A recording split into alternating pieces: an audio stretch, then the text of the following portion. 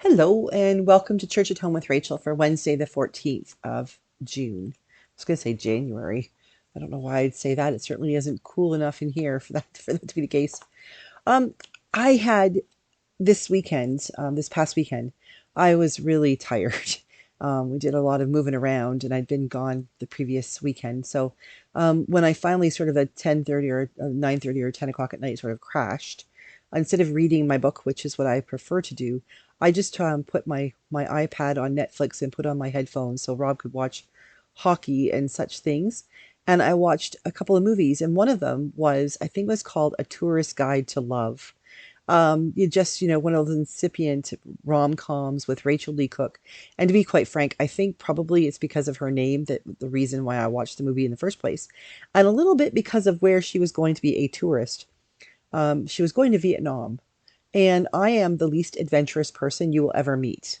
And I was watching this thinking, all I know about Vietnam is what I remember from learning about the little bit in Canadian history. We didn't learn much about Vietnam, but those movies. Rob loves the old war movies and the Oliver Stone movies and things like that. And so that was my exposure to Vietnam was pretty much that. Not positive.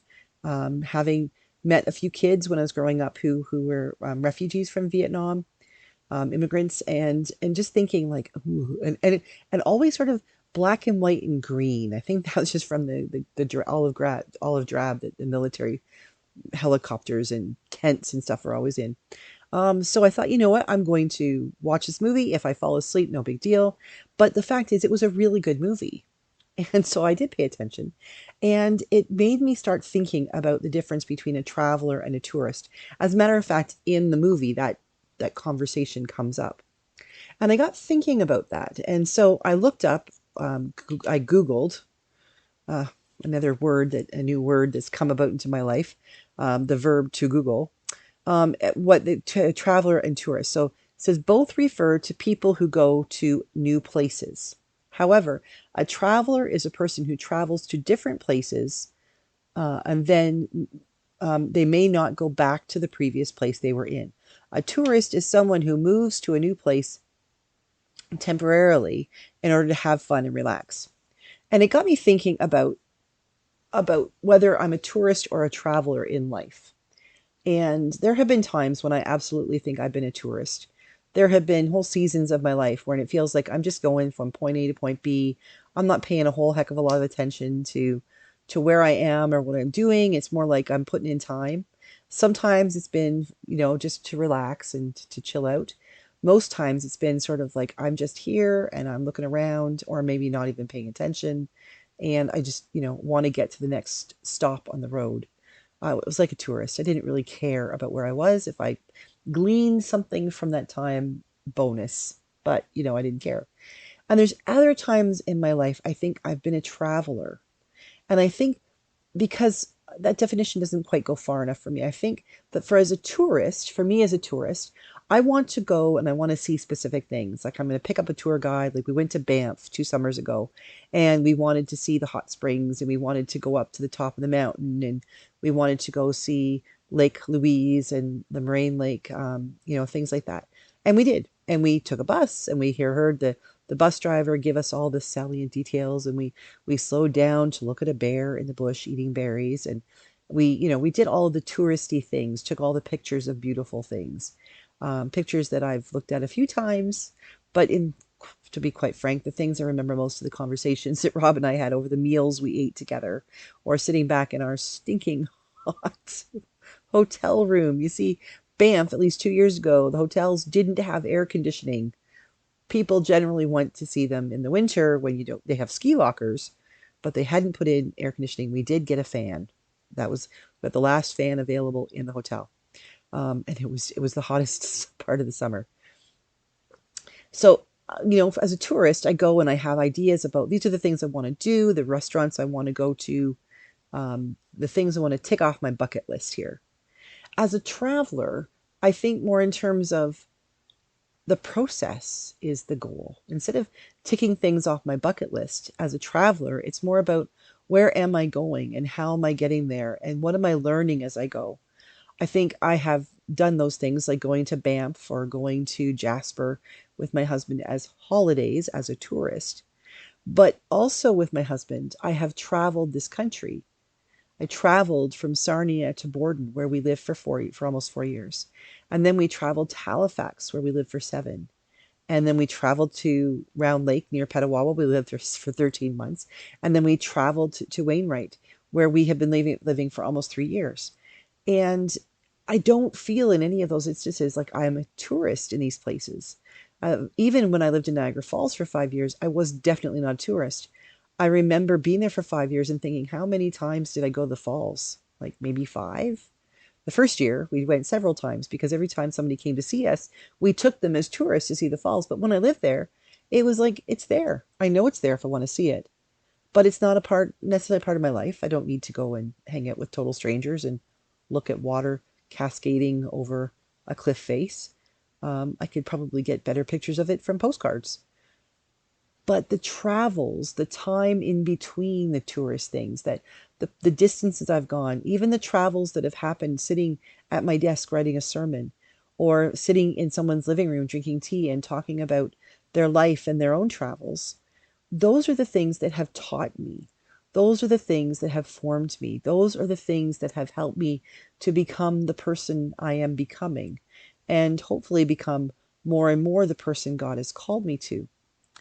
I spoke on Monday, I believe it was, about vocation and the difference between sort of a job and a vocation, and being called, who God is calling us to become. What is it we're called to do? Who are we called to be?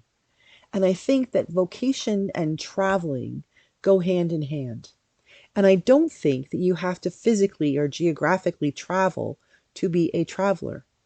I think if you are willing to engage on the adventure, the journey, the path that God, or however you think of that which is outside of you, that, you know, spurs you on to something. Um, I think that when you engage in that relationship, when you engage in the decision making process, when you engage in the activities and the decisions and the reflection, the sitting back and reflecting that happens, I think that's traveling. I mean, we have lots of moments in our lives when we're tourists. We're just sort of hanging back and we're not being changed or affected. Maybe that's the biggest part of the definition for me between traveler and tourist. I think as a tourist, I am not affected. My life is not changed significantly by what I see as a tourist. Um, I see beautiful things. I saw the mountains, the Rocky Mountains, both in Banff and Jasper. They're beautiful. I've seen them before. They did not change my life. It affected my life. They changed who I was becoming because of the experience of seeing them, but they did not become a significant vehicle for change in my life. The mountains did not like shake me up and say, "Oh my heavens, this is what I'm called to do." They're part of my life to look back on and say, "Oh my heavens, did God ever do a beautiful thing?" As a tourist, I notice things. I'm aware of things. It's like, "Oh, isn't that cool? That's beautiful. Oh, that's not beautiful." Those things. But it doesn't really change who I am. But as a traveler, the journey itself changes who I am. The experiences I have, the books that I read, the conversations that I share, even sometimes the meals because for me, I'm a very picky eater and I'm very weird about like my food touching and textures and things like that. So for me to engage in trying something new may sound very touristy, but in some ways it's actually maybe both. It's more of a traveling thing for me because it's a challenge for me to come out of who I am, to come out of my comfort spot and say, maybe there's something more that I need to learn. And so for me, sometimes different cultures' foods in themselves are part of that traveling experience because they teach me new things. They teach me about the culture. They teach me about how other people are and what's important to them. It also teaches me something about me, that I can try a new thing. And every time you try a new thing, every time you travel to a new place in your life, you change who you are. Touring may not change who you are. It may positively affect you for a moment, but it doesn't necessarily have that lifelong impact. But I think that traveling really does. Both refer to people who go to new places. We do that every day. Every time we have a new experience and we meet a new person and we try a new job, even when we read a new book or watch a new television program, we travel to a new place. We go to a new place. However, a traveler is a person who travels to different places. They may not go back to the previous place they were in. I think that's true for me. Sometimes I've traveled back, but recognizing that in traveling back, it's a new place I go to. It is not the same as when I was there before. I can go back and tour around the same places I've been, and again, I am not changed by them. I may not even notice how they've changed. But when I travel, I grow, I change. Hopefully, I grow, and I experience new things, and myself, who I am, is broadened, and it allows me to embrace and recognize more of what is out there to experience. So I think while there will be times, this summer, for instance, when I'm going to be the tourist on purpose for fun and relaxation, I think I really do wish that most of my life would be filled with traveling rather than touring. What about you? How do you feel about travel and tourism? Have a great day. God bless, and I will see you again tomorrow for Church at Home with Rachel.